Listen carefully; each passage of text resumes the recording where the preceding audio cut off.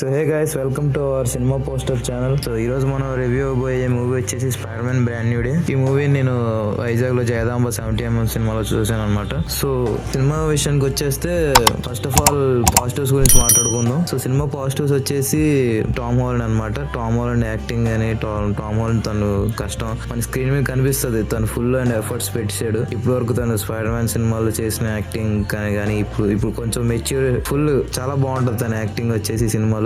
And next వచ్చేసి cinematography visuals కానివ్వండి చాలా బాగుంటాయి. ఆ ఫైట్స్ సీక్వెన్సెస్ కానీ ఆ విజువల్స్ ఇవైనా సరే. అండ్ తర్వాత మ్యూజిక్ అయినా అండ్ కొంచెం ఈసారి ఎమోషనల్ ఇంపాక్ట్ ఎక్కువ ఉంటుంది. ముందు స్పైడర్ మ్యాన్ సినిమాస్ లాగా ఎక్కువ యాక్షన్ మీద ఎక్కువ ఫోకస్ చేయాలి కాకుండా ఈసారి బాగా ఎమోషన్ కనెక్ట్ అయ్యేటట్టు ట్రై చేశారు. అండ్ అలాగ ఉంటుంది. సో ఇప్పుడు నెగిటివ్స్ గురించి మాట్లాడుకుంటే, so first of all first negative వచ్చేసి సినిమా బాగుంటుందండి, కానీ మరీ ముందు స్పైడర్ మ్యాన్ సినిమాలు అంత రేంజ్ లో అయితే చెప్పలేం. ముందు స్పైడర్ మ్యాన్ సినిమాలాగా ఇది గుర్తుండిపోయే అంత లేదండి.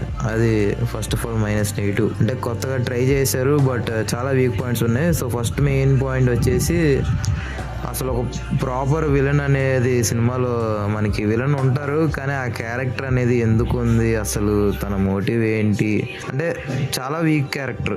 అసలు విలన్ క్యారెక్టర్ని అంత డెవలప్ చేయలేదు. అసలు ఒక ప్రాపర్ ఆర్క్ ఉండదు, మనం కనెక్ట్ అవ్వము అసలు ఏంటి అని. మనకు ఒక కాన్ఫ్లిక్ట్ కూడా ఈ సినిమాలో మెయిన్ ఇంకో ప్రాబ్లం కూడా అదే. సో నెక్స్ట్ నెగిటివ్ అదే అనమాట.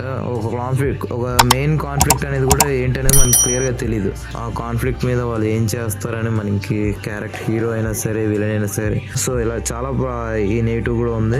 అండ్ సినిమా చాలా చోట్ల కొంచెం డ్రాగ్ చేసిన ఫీల్ అయినా అలాగ వస్తుంటది. వేరే సినిమాలు మన ముందు సినిమాల మీదే ఇంకా రిఫరెన్స్లు పెట్టుకుంటూ అలా చేసుకెళ్ళిపోయి ఏదో తోసుకెళ్ళిపోతూ నెట్టేస్తున్నట్టు అలా ఫీల్ ఉంటుంది. మనకు ఒక సాటిస్ఫైడ్ కంప్లీట్ ఫీల్ అనేది రాదనమాట. మన ముందు స్పైడర్ మ్యాన్ సినిమాలకి ఈ సినిమాకి ఆ ఫీల్ అనేది మిస్ అవుతుంది, ఖచ్చితంగా మిస్ అవుతుంది.